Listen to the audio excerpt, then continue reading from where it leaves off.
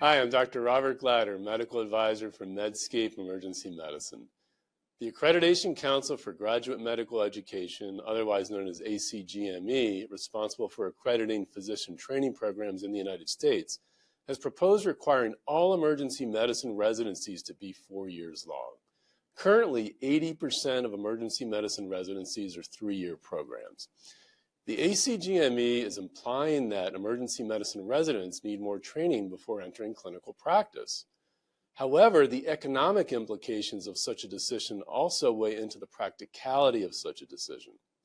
Joining me today to discuss the ongoing debate whether a 3 versus 4-year emergency medicine residency training program is ideal is Dr. Amy Ho, an emergency physician and member of the Emergency Medicine Board for Medscape Emergency Medicine, as well as Dr. Michael Galuska, Program Director of the Emergency Medicine Residency at Conemaugh Memorial Medical Center in Johnstown, Pennsylvania. Welcome to both of you. Thanks so much for having us. Thank you. Of course, it's my pleasure. Dr. Galuska, I wanted to start with you. Your recent post on Twitter talks about a 3 versus a 4-year emergency medicine residency, and really, obviously, the topic of what we're trying to discuss here caught my eye, and I want to ask you about the merits of each option, how the benefits versus the disadvantages weighing out in terms of cheap labor argument versus, say, a year of attending salary. You know, from the economic side, obviously, that wasn't the reason for the ACGME's decision on this. I don't think they took economics into account, but I think there's a lot of discussion about this being centered around another year of cheap labor, and that's certainly not why they did it. But that being said, that's how it feels to many medical students who are applying or potentially applying to this field in the future. The opinions of many current residents who, while it doesn't affect them, they're looking out for the people that are coming after them. Obviously, you know, from a program economic side, programs are going to have to either reduce their spots, probably, if they're up against the cap, or they're going to have more unfunded spots if they want to keep their class sizes the same. From an economic standpoint of a prospective student, you're looking at 1 more year of resident salary and another year of losing, you know, a large attending salary, which probably means another year of working before you retire, which has large economic implications to them. In terms of, you know, the benefits, I mean, obviously more time is always beneficial in training people. I would never argue against that. I'm a big proponent of 3-year programs. I trained at a 3-year program. I'm a program director of a 3-year program, but having more time is obviously beneficial. I don't think anyone could argue against that. The question is, do we really need to do that? You know, I am sure that another year of training would benefit every field of medicine. Surgery would benefit from another year. Medicine would benefit, but that doesn't mean that we should do it. It's hard to argue that we are not competently training people after 3 years of residency to come out and practice. The ACGME has always said that we've been competently doing that, and to all of a sudden say that we're not, I just disagree with. Yeah, and training scores, insight, as well as, you know, qualifying exam and certainly oral exam scores in multiple publications have shown that there's really no significant difference in the outcome of residents completing a 3 versus a 4-year program. Now, we can talk about skill development and other things, certainly. And Amy, I wanted to bring you into this now. What are you seeing? You've worked with those from 3-year versus 4-year programs. Do you see a difference in procedural skills, decision-making, patients per hour, organizational skills, leadership skills, pediatric emergency medicine skills, things that are really important for new graduates? Now, Rob, that's a great question. I work at a couple of residencies as faculty. I certainly work with graduates who are fellows and also, you know, graduates of both 3-year and 4-year. And I think the evidence that's already been published matches what I see anecdotally, which is that there is not a substantial difference between the two programs. I do think, however, that there can be a difference between graduates of the caliber of program, which is actually agnostic to the length of it. We've seen in recent years there's a proliferation of residencies that maybe aren't seeing high volume, that maybe aren't, let's say, educationally focused as much as they have historically. And so it is possible that the quality of certain residency programs may be producing graduates that are weaker. And we do actually see that in our board pass scores actually decreasing recently. However, I don't think that brings the recommendation to go to 4 years out. I don't think that's the justification there, nor is it the cause. While I agree with Dr. Galuska that the HGMA did not make the recommendation for economic reasons, I think the economic reasons are really staunch. Residents make money by increasing attending productivity. In their 4th year, they are the most productive that they will ever be during their training. And the salary cost differential is substantial between a 4th year resident being probably about 20% of the salary of an attending and still less salary than an APP. And I think this just brings to mind some of the bigger questions in the resident and doctor wage market of residency training as it comes through in a program like the match actually creates a wage suppressed market, which is why it makes labor cheaper to utilize trainees. The House Judiciary Committee is actually researching that right now as a possible cause of the doctor shortage. So from an economic standpoint, there was a publication by Dr. Klingscales that looked about the break-even point, looking at 3-year programs and then extending that to 4-year programs, and that hospitals did make quite a bit of money after the 3rd year. That was certainly a surplus, and that money was useful for the hospital. But on the flip side of this, how do we interpret that data? I mean, if there is a slush fund created after the 3rd year for hospitals, isn't that some question of do we need to kind of scale things back a bit? I agree with Amy. I'll use my residency as an example. We have 24 residents, 8 residents in a 3-year program. We will eventually go to 6 per year. So we will be essentially have 2 less PGY1s, but we'll have 6 PGY4s. I mean, all of our residents will be more experienced in the department. They'll all be more productive. It's going to obviously lead to more productivity for the department itself, which means more money. What that means economically, I'm a skeptic about this, but I don't see hospitals suddenly raising resident salaries across the board. Like, yes, you'll make more as a PGY4, but you'll make more as a PGY4 because of the current existing pay scales. And I would be surprised if, an uptick in productivity of residents is going to drive up resident salaries elsewhere. Do you think that the drive to unionize would get greater if we mandate a 4th year of residency? Amy, I'll let you address that, because most physicians practice in community settings and most have done 3-year residencies. Are we creating some internal anger, and will that be vented by possibly a unionization process? I mean, there definitely could be an effect on unionization. I think that's already a huge interest among the residents. They've successfully done it. And again, I think it's because Match makes it so that you are in a disadvantaged bargaining position no matter what, whether you're unionized or not, as a resident, because you can't practice our residency and you actually don't have autonomy really to choose the program that you're in. I think that while it may cause residents to want to look for more solutions like unionization, I think there's a very real risk that people actually just leave medicine or leave emergency medicine because that extra year of lost salary, especially with compounded interest, especially with loans, is quite compelling from a personal finance perspective. So I actually suspect this may worsen the doctor shortage more than it would increase unionization. Right. And Michael, would you tend to agree with Amy? I don't know. I don't know that it'll expound on the doctor shortage, because I don't know that people who are in college who want to go to medical school are thinking that far down the road, just to be honest with you. But I do think it might lead to less applicants to the field of emergency medicine.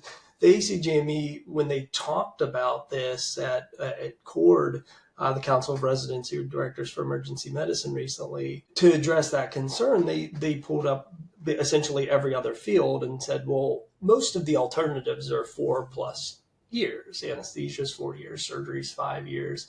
The only 3-year programs that are left are the 3 primary care specialties, FM, IM, and pediatrics. And so the likelihood of us losing people to other 3-year fields are pretty low, because most people, if they want to do emergency medicine, are not going to choose primary care. I would argue, yes, but many of them are going to choose to try to push to go to anesthesia or some other field that they view as, now the training is the same length, the salaries are comparable, maybe one is a better lifestyle. And so I do think we will lose applicants to emergency medicine despite those reassurances. In terms of critical skill development overall, Amy, are you seeing differences in managing pediatric patients among those who've done 3 versus 4 years? Any critical analysis of skills, procedures, anything that you've noted in all your years of practice?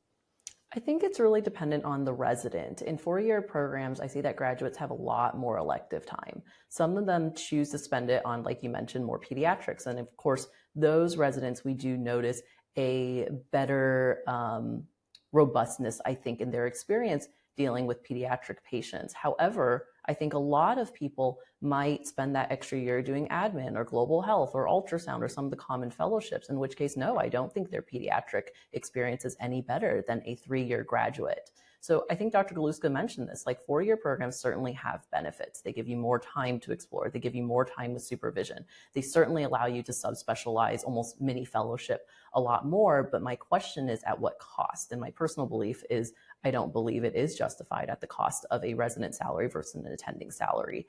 And I don't believe that the delta on those kind of subspecialty niches is in any way indicative that 3-year graduates are not competent in emergency medicine. You brought up an interesting point, how I believe the House will have hearings about the sort of, I guess, the macroeconomics of how things run in terms of residency programs. And maybe you could discuss a little bit more about this. There's going to be a probe into, it's hard to frame, if there's any kind of impropriety, but how the salaries and how the length of training is apportioned. Yeah, so the last time this was challenged was actually 2004, and it lost. But the House Judiciary Committee is currently looking at antitrust arguments considering NRP, AAMC, AMA, saying that the match process is a cause of doctor wage suppression, a cause of limiting doctor mobility, and a major contributing factor in the doctor shortage. Now, we've heard this many times before. Obviously, we're all so excited on match day, but no one goes to their hospital and negotiates a contract. In a normal job market, if you're interviewing for, say, your first attending job, that is something that is on the table. Whether you do it or not is open to discussion, but you are well within your rights of going and interviewing and saying, yes, I would love to come. However, because of the unique skills that I bring, I think that my salary or compensation should be adjusted accordingly. We see this probably the most commonly in academics more than community practice. The match fundamentally removes that, and because of the way the match is locked in, you don't allow for this negotiation any point later on. Further, you can't practice without finishing residency, or you can't practice at least in that specialty and sit for the boards without finishing residency. And so once you get into a residency, you continue to not have negotiating power, which again, as you bring up really, really appropriately, is possibly why a lot of residents have looked to unionizing. Right. And it almost goes to like NCAA athletes now have the ability to make additional monies on the side. Do emergency medicine residents, if say they're influencers or they have a side gig, does this play into any aspects of the current environment that you're speaking about? Would it have any implications in your opinion? Well, I'd be interested to see that actually, because if the intent of increasing to a 4-year residency is to increase training time, but instead residents are actually double downing on their side gigs, whether it's influencing or whatever else, moonlighting even, then I really ask the question, what are we doing? Why did we not just stay at 3-year programs, allow residents to really dedicate their time to their residency and training, knowing that they will be able to financially compensate themselves starting year 4 in function, right, their first year of attendinghood. I certainly will say that I do believe that residents feel a financial pinch. 3 years feels palatable, 4 years may or may not. And I think the personal finance impact of that is, again, not trivial. And Michael, what are you hearing amongst your residents? Obviously, my residents are going to be biased. They decided to go train at a 3-year community program as opposed to a 4-year, university-based academic institution. And so all of them are probably people that I can't speak for everyone. I don't know what everyone's match lists look like, but the vast majority of them, I'm sure, probably didn't even look at 4-year programs in the match because that's not what they were interested in doing. Obviously, a lot of them are concerned about it, but they know it doesn't really affect them, but they have the empathy towards the, students coming through who will be applying in the coming years. And obviously, would prefer to keep things how it is. I don't know that we ultimately win this battle. I realize these are recommendations and we're in the public comment period on it, but I really don't foresee us stopping a move to 4 years. When is the comment period? May 1st. End? It's done May 1st. So this will be for 2027 or? No earlier than 2027. They theoretically could push that back. Which I think the best possible solution may be some sort of compromise of this just maybe getting pushed back to collect more data on the necessary need for this, or more studies on this, just to not rush into this decision, because obviously once they go to this, that's going to be the future. There's not going to be any going back once programs all change their curriculum. If we are going to make this change in this specialty, I would hope that we do so with as much data as possible to back up this decision. Right. I think this could be crushing for the specialty if they mandate this, in my opinion. I think that not having the choice is really something that could be devastating. And I think they need to factor this, in. What is the length of residency programs in Europe or maybe New Zealand or maybe throughout Asia? Are you familiar with any of these training periods? Is there a similar type of 3 versus 4 year issue? I don't know the exact length, but I think there are like 4 to 5 years. But the difference is in many other countries, it's not nearly as expensive, and also the residents are paid more. And so I don't know that it's fair to compare the saying, oh, well, in Canada, EM is whatever, 4 or 5 years. That is true across other specialties, like surgery is longer in other countries than it is here. Like if we're going to use other countries for that example, then we have to then extend the training of every other field too. Right. So in general, if you're going to change the number of years of training 4 versus 3, there may be a gap created, and that may create an opening or a dearth of positions available, which might require, other non-EM boarded or even advanced practice providers, APPs, to have to fill this role.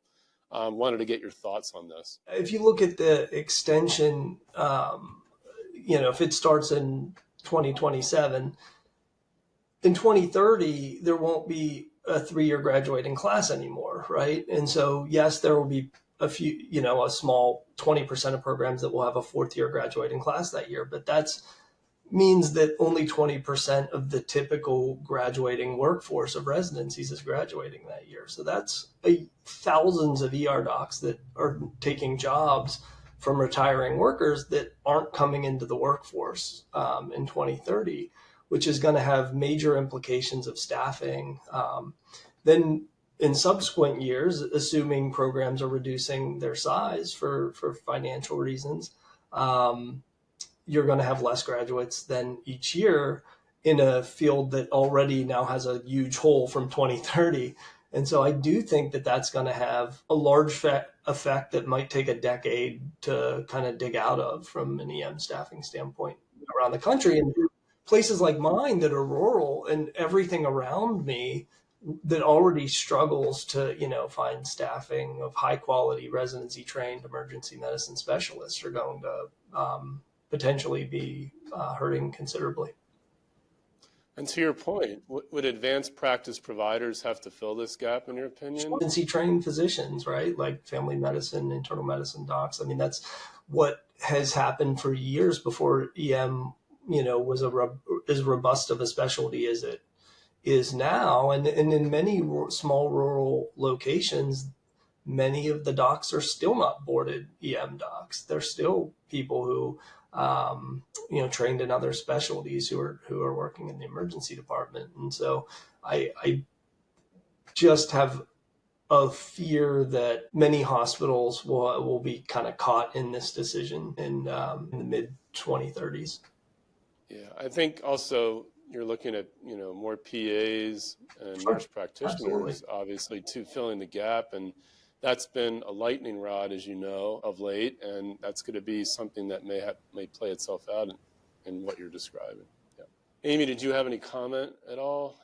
I was actually going to that? make exact same comment about Yeah. APPs or non-board certified emergency medicine physicians. Like, I think that would actually drastically change what is the workforce mix in a specialty that is already largely debating what is the workforce mix.